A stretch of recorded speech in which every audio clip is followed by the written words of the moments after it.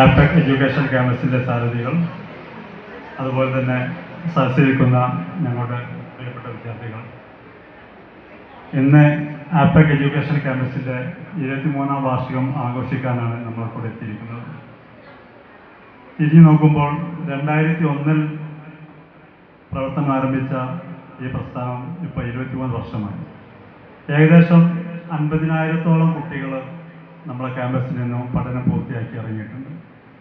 ഇവർ നമ്മുടെ നാട്ടിലും മറുനാട്ടിലും ജോലി ചെയ്യുന്ന ആളുകൾ. ഇപ്പോൾ ഞാനൊക്കെ എപ്പോഴെങ്കിലുമൊക്കെ സൗദിയിലൊക്കെ വിസിറ്റിന് പോകുമ്പം, അതുപോലെ തന്നെ ദുബായിലൊക്കെ പോകുമ്പം നമ്മളെ കുട്ടികൾ ഇഷ്ടംപോലെ ഈ രാജ്യങ്ങളൊക്കെ ഉണ്ട്. അതുപോലെ GCC കൺട്രീസിലൊക്കെ നമ്മുടെ സ്റ്റുഡൻസ് ജോലി ചെയ്യുന്നുണ്ട്. അപ്പോൾ നമ്മൾ ഏതൊരു ഓഫീസിൽ പോവുകയാണെങ്കിലും നമ്മളെ കുറേ മുമ്പ്, എത്രയോ വർഷങ്ങൾ മുമ്പേ പഠിച്ച കുട്ടികളെ കാണാൻ സാധിക്കും. അപ്പോൾ സാധാരണ രീതിയിൽ നമ്മൾ ഈ ഒരു മേഖലയിൽ ജോലി ചെയ്യുമ്പം വിദ്യാഭ്യാസ സ്ഥാപനങ്ങളാണ് ഉദ്ദേശിച്ചത്. അപ്പോൾ നമ്മളൊക്കെ ഇപ്പോൾ ഞാനും നിങ്ങളൊക്കെ പഠിച്ച കാലത്ത് സ്കൂളും കോളേജിലൊക്കെ നമ്മളെ പഠിപ്പിച്ച സാറന്മാരെ നമ്മൾ എവിടുന്ന് കണ്ടാലും നമുക്ക് മനസ്സിലാവും.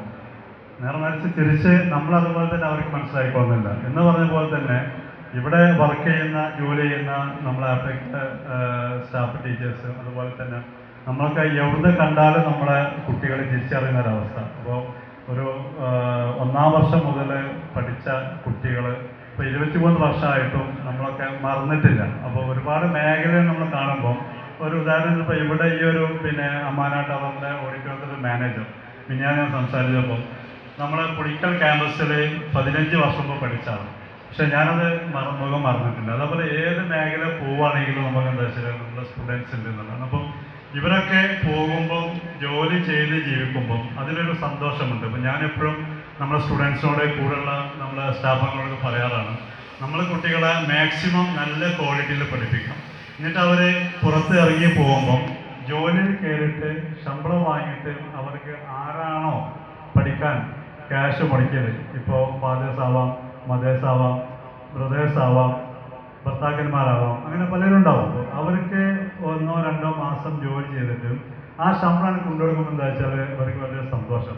ചില കുട്ടികൾ എന്നോട് പറയും, ഞങ്ങളെ ഭർത്താക്കന്മാർക്ക് ശമ്പളം ആവശ്യമില്ല എന്ന് പറയും. പക്ഷെ എന്നാൽ ഞാൻ പറയുന്നത് എന്താ വെച്ചാൽ അത് കൊണ്ടുകൊടുക്കുമ്പോൾ നല്ലൊരു സന്തോഷം ഉണ്ടായിരിക്കും. ഇത് പലരുടെയും ഒരു ഉപജീവന മാർഗ്ഗമാണ്. നമ്മൾ ശരിക്കും പറഞ്ഞാൽ അന്നം എന്ന് പറയുന്നത്. അപ്പോൾ ഇവിടെ ഇരിക്കുന്ന ഈ സ്റ്റാഫുകൾ ഇവരൊക്കെ എന്താ വെച്ചാൽ ഈ ജോലി ചെയ്തിട്ടാണ് ഇവരെ കുടുംബമൊക്കെ പുലർത്തിപ്പോരുന്നത്. അതുപോലെ തന്നെ ഇപ്പോൾ നിങ്ങൾ പഠിക്കുന്ന നിങ്ങളൊക്കെ ഒരു ലക്ഷ്യം നിങ്ങൾക്കുണ്ട്. അപ്പോൾ നമ്മളിപ്പോൾ ഒരു 100% കുട്ടികൾ എടുക്കുകയാണെങ്കിൽ 90% നമ്മളെ സ്റ്റുഡൻസും ജോലി ആവശ്യമായിട്ട് വരുന്ന ആളുകളാണ്. അപ്പോൾ കോഴ്സ് കഴിയാം, നല്ലൊരു ജോലി കയറുക എന്നുള്ളതാണ്. ഒരു 10% വരുന്ന കുട്ടികൾ മാത്രം ഒന്നുകിൽ ഇപ്പോൾ എന്താ വെച്ചാൽ കല്യാണം കഴിക്കാത്ത കുട്ടികളാവുമ്പോൾ കല്യാണം ആവുന്നവരെ പഠിക്കുന്നു എന്നുള്ളൊരു സെൻസിൽ വരുന്ന കുട്ടികൾ. ഒരു 5% കുട്ടികൾ എന്താണെന്ന് വെച്ചാൽ വീട്ടിൽ നിന്ന് പോരാൻ, അതായത് ഒന്ന് പോരാം, കാര്യങ്ങൾ അടിപൊളിയാവാം എന്നുള്ള ലെവലിൽ വരുന്ന കുട്ടികൾ. ഇങ്ങനെയാണ് നമ്മളപ്പോൾ നമ്മളെപ്പോഴും ഞാൻ എൻ്റെ കൂടെ ജോലി ചെയ്യുന്ന ആളോട് പറയുന്നത് വെച്ചാൽ ആ 90% സ്റ്റുഡൻസ് എന്താണോ അതാണ് നമ്മൾ ഫോക്കസ് ചെയ്യേണ്ടത്. ഇപ്പോൾ ഇവർ വരുന്ന സമയത്ത് ശരിക്കും വീട്ടിൽ നിന്ന് എല്ലാവരും ഒരു ആളുകളൊക്കെ കുടുംബിനികളാണ്, അല്ലാത്തവരുണ്ട്. ഇപ്പോൾ ഏകദേശം ഇപ്പോൾ ഞാനൊക്കെ പഠിച്ച കാലത്ത് എന്ന് പറഞ്ഞാൽ അന്നൊക്കെ കമ്പ്യൂട്ടർ എഡ്യൂക്കേഷൻ വളരെ കുറവാണ്. ഇപ്പം ഒരുപാട് ആളുകൾ ഈ മേഖലയിൽ കടന്നു വരുന്നുണ്ട്. കാരണം എന്താ വെച്ചാൽ ജോലി സാധ്യത ഒരുപാട് കൂടിയ മേഖലയാണ്. ഒരുപാട് ജോലി സാധ്യത, എവിടെ പോയാലും കമ്പ്യൂട്ടർ എഡ്യൂക്കേഷൻ ഉണ്ടോ എന്ന് ആദ്യം ചോദിക്കുന്നത്.